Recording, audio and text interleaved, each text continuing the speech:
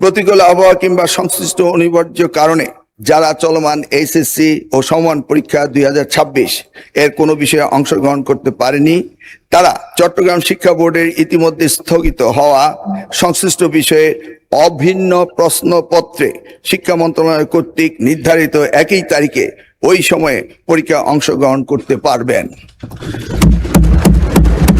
মাননীয় স্পিকার, আপনাকে অশেষ ধন্যবাদ। সারা দেশে চলমান এসএসসি ও সমমান পরীক্ষা 2026-এ সারা দেশে 2697টি পরীক্ষা কেন্দ্র রয়েছে। 12,70,583 জন পরীক্ষার্থী অংশগ্রহণ করেছেন। সম্প্রতি ভারী বর্ষণ ও বৈরী আবহাওয়ার কারণে চট্টগ্রাম শিক্ষা বোর্ডের অধীনস্থ 5টি জেলা তথা চট্টগ্রাম, কক্সবাজার, খাগড়াছড়ি, রাঙ্গামাটি ও বান্দরবনে অনুষ্ঠিতব্য পরীক্ষা স্থগিত করা হয়েছে।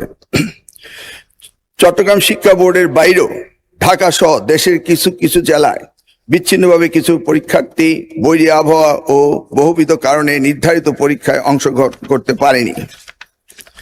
মাননীয় স্পিকার, প্রতিকূল আবহাওয়া কিংবা সংশ্লিষ্ট অনিবার্য কারণে যারা চলমান এইচএসসি ও সমমান পরীক্ষা 2026 এর কোনো বিষয়ে অংশগ্রহণ করতে পারেনি, তারা চট্টগ্রাম শিক্ষা বোর্ডের ইতিমধ্যে স্থগিত হওয়া সংশ্লিষ্ট বিষয়ে অভিন্ন প্রশ্নপত্রে শিক্ষা মন্ত্রণালয় কর্তৃক নির্ধারিত একই তারিখে ওই সময়ে পরীক্ষা অংশগ্রহণ করতে পারবেন।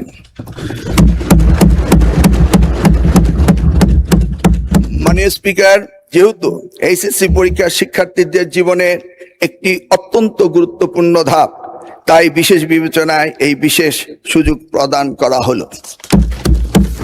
মাননীয় স্পিকার, পদার্থবিজ্ঞান প্রথম পত্রে ভুল প্রশ্নপত্র প্রণয়নের দায়ী ব্যক্তিদের ইতিমধ্যেই সাময়িক বরখাস্ত করা হয়েছে।